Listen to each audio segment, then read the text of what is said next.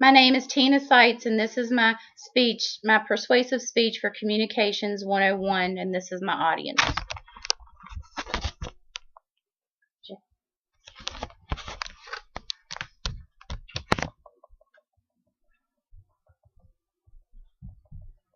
I would like to talk to you today about the alarming rate that babies in the world are being slaughtered due to abortion. Most mothers do not know the dangers that the abortion procedure has that goes along with it. They assume they recover from the procedure and everything is fine. They are unaware that future problems exist. As a Christian, I struggle with people that I know that have had abortions starting as early as 10th grade. I saw the complications my friends had and with the abortions. Usually it was infection and having to be in the hospital for a while. And I also saw the guilt and the sadness that they felt. As eMedicine Health states, Roe v. Wade is a court case that legalized abortion in 1973. And now around 1.2 million abortions happen each and every year. Depending on how far along the female is, the abortion is done differently in each case. According to Family Research Council, few things touch on the sanctity of human life more than abortion.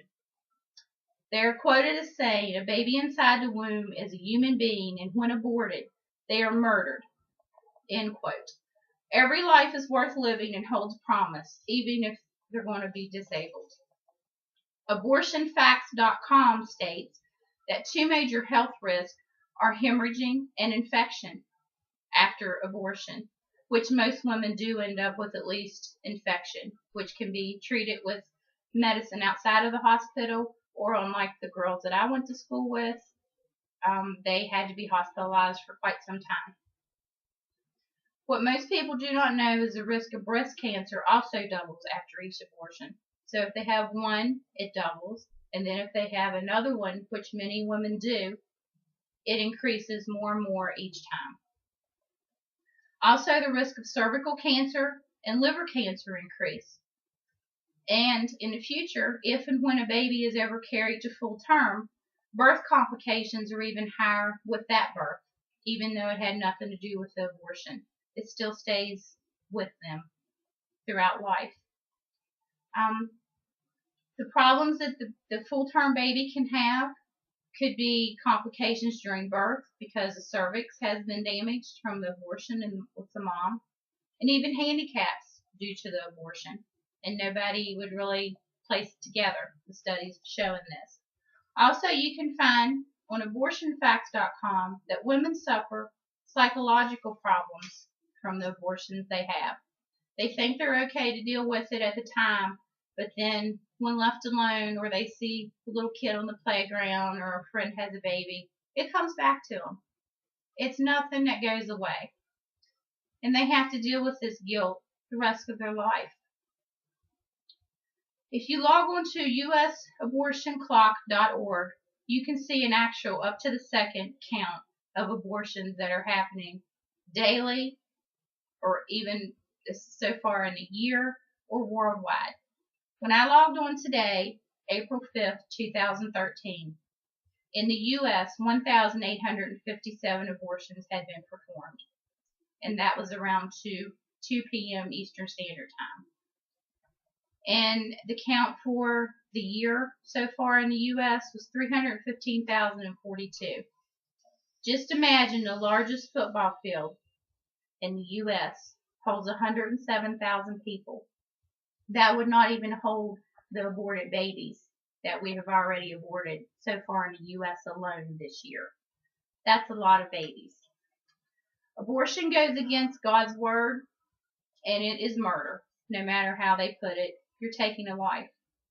I believe if the females had to have an ultrasound and see the baby, plus know the procedure that was going to be done to them, and also the unborn baby, and how the unborn baby, or fetus as they like to call it, makes them feel better that it's not a baby to them. But they know, they can feel the procedure being done.